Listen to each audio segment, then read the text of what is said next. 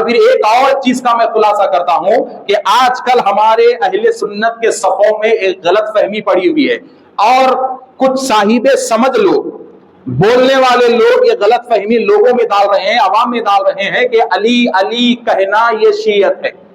علی علی کہنا یہ رافضیت ہے، مولا علی کا ذکر کرنا یہ شیعت ہے، مولا علی کا ذکر کرنا یہ رافضیت ہے۔ یہ غلط فہمی ڈال رہے ہیں، بلکہ آج میں یہ کہتا ہوں کہ علی علی کہنا یہ رافضیت غلط ہے، بلکہ اگر کوئی آپ سے کہے کہ علی علی کہنے والا رافضی ہے تو وہ پھر عالم نہیں ہے بلکہ وہ جاہل ہے، وہ جاہل ہے۔ اس لیے کہ میرے دوستو، علی کا ذکر ہر ایک پہ واجب ہے، اس لیے کہ مولا علی اہل بیت میں سے ہے اور آپ کی محبت تمام مسلمانوں پہ واجب ہے۔ تو علی علی کہنے سے کوئی رافضی نہیں ہوتا، بلکہ اگر آپ کا ایمان تازہ کرنا ہے تو اٹھتے بیٹھتے آپ علی علی کہو، اس لیے کہ علی علی کہنے سے آپ کا ایمان تازہ ہوتا ہے، آپ کا ایمان تازہ ہوتا ہے، آپ کے خون میں گرمی پیدا ہو جاتی ہے، خون میں گرمی پیدا ہو جاتی ہے، دل سے نفاق چلے جاتا ہے مولا علی کے ذکر سے، اور جس دل میں مولا علی کی محبت آتی ہے نا، اس دل میں نفرت کبھی نہیں آتی۔ پڑھیے احادیث،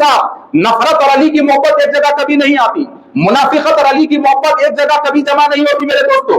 کبھی ایک جگہ جمع نہیں ہوتی۔ تو اس غلط فہمی کو اپنے دل سے ہٹا دو کہ علی علی کہنے والا رافضی ہے، علی کا ذکر کرنے والا رافضی ہے، علی کی فاتحہ کرنے والا رافضی ہے، علی کی محفل کرنے والا رافضی ہے، بلکہ میں آپ کو کہوں کہ اپنے محفلوں میں مولا علی کا ذکر کرنا یہ صحابہ کی سنت ہے۔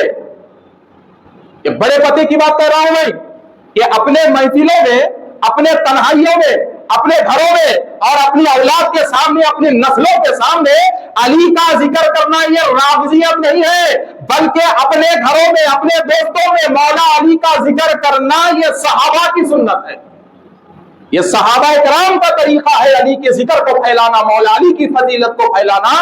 تو لوگ کہاں جا رہے ہیں، کدھر جا رہے ہیں لوگ کہ رافضیوں کو جواب دینے کے چکر میں سنی کو بھی آپ رافضی بنا دے رہے ہیں، شیعوں کو جواب دینے کے چکر میں آپ کے پاس وہ شیعوں سے مقابلہ کرنے کا دم آپ کے پاس نہیں رہا، رافضیوں سے مقابلہ کرنے کا دم آپ کے پاس نہیں رہا، اور آپ خود اپنے گھر میں چھید مار رہے ہیں، آپ خود اپنے گھر کی دیواروں میں سوراخیں مار رہے ہیں، اور لوگوں میں غلط فہمی پھیلا رہے ہیں کہ جو علی کا ذکر کرے وہ شیعہ ہے، جو علی کی محفل کرے وہ شیعہ ہے، جو علی کی محفل کرے وہ رافضی ہے۔ نہیں میرے دوستو، بلکہ ذکر علی یہ صحابہ کی سنت ہے، محفل علی یہ صحابہ کا طریقہ ہے۔ یہ غلط فہمی کو اپنے پاس ہٹا دو۔ ہاں، شیعت کسے کہتے ہیں، شیعت کسے کہتے ہیں، اور غلط علی کا ذکر کرنے والا کون ہوتا ہے، میں یہ بھی آپ کو بتاتا ہوں کہ علی کی محبت دل میں ہے، مولا علی کی محبت دل میں ہے، اور تین خلفاء کو نہیں مانتا تو پھر وہ ہمارے پاس گمراہ ہے،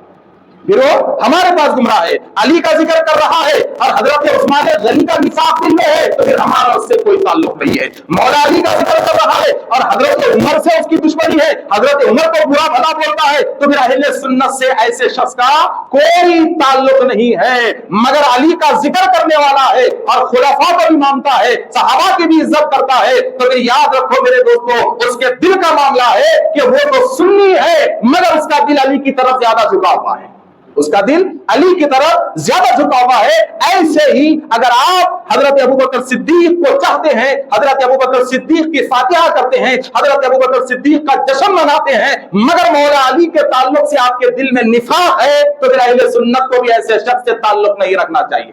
ایسے شخص سے تعلق نہیں رکھنا چاہیے۔ تو خلفائے راشدین کا ہر حال میں ادب ضروری ہے، ہر حال میں ادب ضروری ہے۔